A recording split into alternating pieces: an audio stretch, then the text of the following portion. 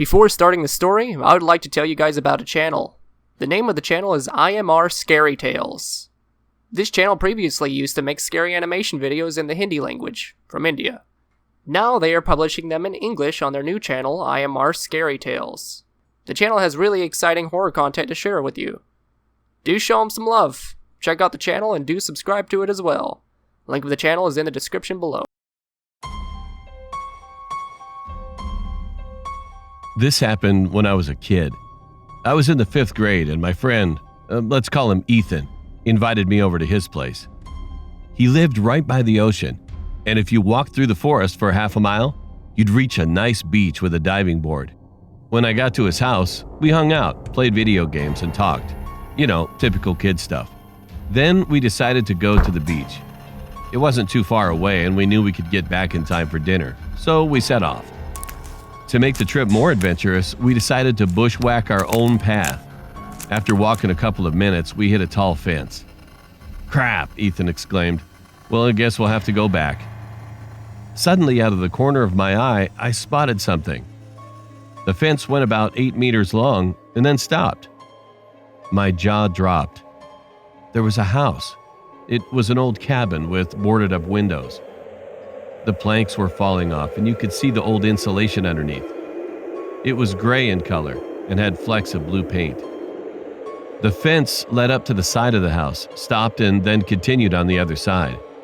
What scared me the most was that there was no road. I mean, not even a clearing to get to the road. You'd have to walk 20 minutes. "Kevin, come on!" Ethan yelled from behind me. "Look at this!" I shouted back. Ethan walked up to me and his jaw dropped. There was no door, just a frame, and peering through the frame we could see that there was a back door, also with no frame. All we had to do was walk through the house, then we could get to the beach. I looked at Ethan. "Should we do it?" I asked him. He shrugged. "I don't see why not," he responded. Inside the house was dark, despite the sunlight pouring in through the door. We advanced slowly through the house, and Ethan pointed to the door. As we reached the door, I peered up the stairs. I grabbed Ethan and shoved him out the door. "What was it?" he said as soon as we got away. My whole body shook. I must be going mad, I thought to myself. Eventually, I explained it to him. As we reached the door, I wanted to take one last look at the house. I glanced up the stairs and I saw the shadowy outline of a person. All I could see were eyes staring back at me and a crooked grin.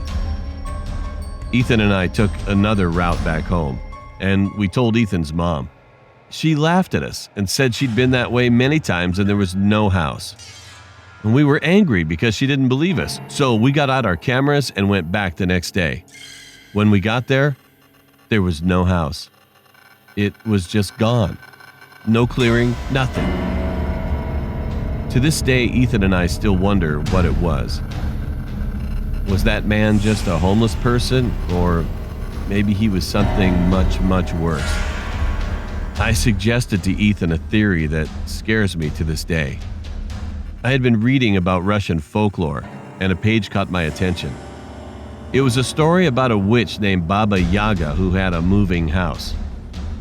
She would eat naughty children, and parents used to use it to scare children. Was this a witch? I guess we'll never know for sure.